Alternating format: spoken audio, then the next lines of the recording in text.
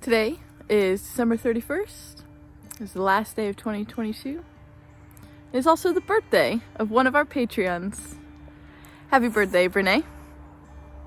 I wish we could be there to celebrate with you, but we'll see you when we return, possibly in our bus. So, today, for the last day of 2022, we're going to stay home and reflect on the year. A lot of good did come, even though it was a difficult year, and get ready for our goals for 2023. I did write something that kind of explains how we've been feeling over these past few months.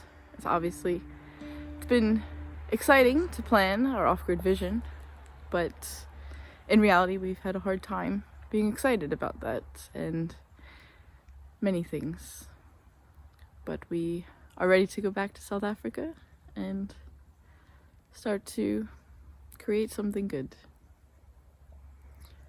So I'll leave you with this and our 2023 goals, which will include seeing a little bit more of us as we continue to tell our story and share more with the world. About a year ago, Shanae and I made the big decision to rebuild our lives off-grid in the rural Eastern Cape of South Africa. We made this decision as we reflected on the sudden loss of my childhood friend, Brittany Bruner, who for a moment forgot she was enough and left us June 6, 2021. Although it doesn't change a thing, we often ask ourselves why. We reflect on the time we had together. We can't help but to cry. People say to live for that person. They say try and make them proud. We look for meaning in their loss, so their names aren't lost in the crowd.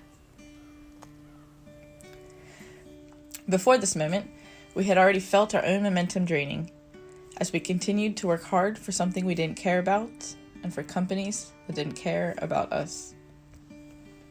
We worked hard to ensure that these companies were happy, regardless of how that made us feel inside. It seemed like the only way to find happiness was to find the strength to step away, to look within ourselves, to do things our own way. After we sold our house, bought a plot of land, we started this channel and flew back to the United States. I had always felt that storytelling was something I could get into, especially since the idea of writing a book had been on my mind for a while.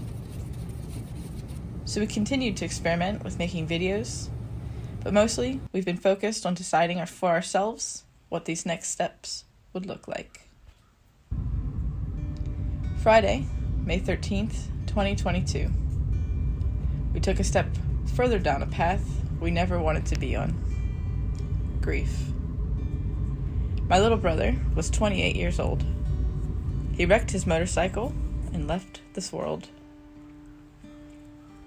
Since that day, it has felt impossible to be excited about our off-grid plans when we know he won't be here to see them.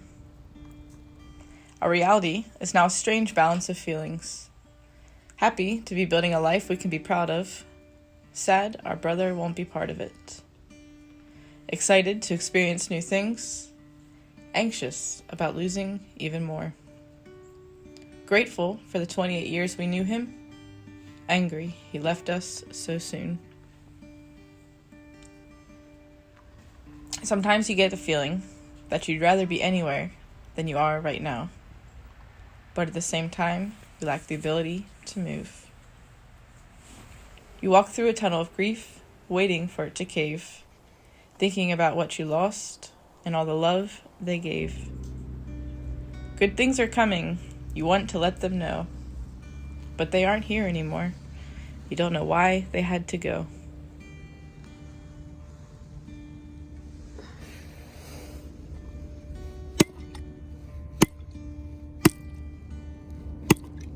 You're excited to take the next step, but your voice lacks the pep. How can you appear to be so glad when the truth is you're sad? It has been a challenge to find and define our voice, especially as the excitement we have for our plans contrasts with the pain we feel in our hearts. We don't know what the future may hold, but we feel Bryson telling us it's time to step up. It's time to do things our own way. The holiday season is now a time that will challenge us for life. There is love, there's joy, then grief shows up like a knife. We often think about those who aren't with us. We wonder what they would say. I think they would tell us they love us, and it's time to do life our own way. We love you, bro. Brittany, you are always enough.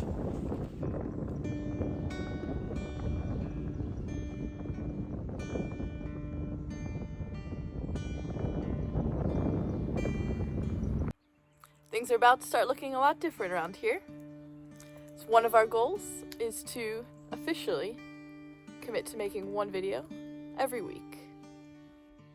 In addition to that one YouTube video, we'll be posting shorter clips on Instagram and Facebook to gain a little momentum and practice our storytelling on a smaller level, and hopefully keep improving for when we get back to South Africa and we have a real story to tell.